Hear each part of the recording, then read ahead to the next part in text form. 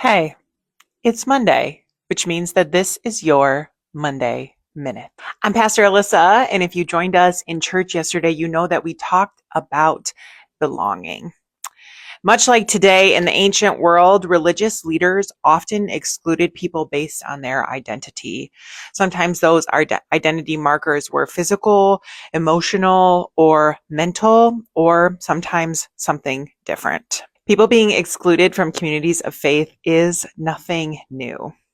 And yet, and yet, Jesus comes to break those chains, to break the chains of exclusion and isolation, and to create a community where people truly belong. Throughout the Gospels, Jesus reaches out to people who have been excluded and shamed and stigmatized, and he tells them that they belong.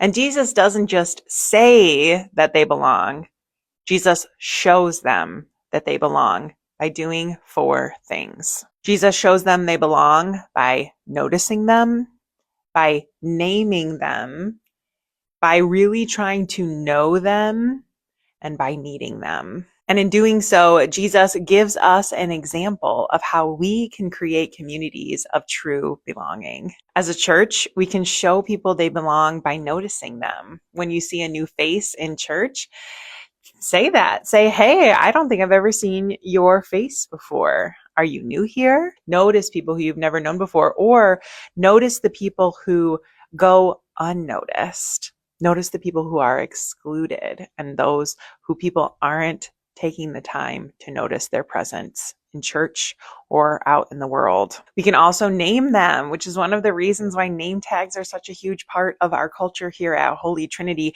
Knowing someone's name is a great way to signal to them that they belong.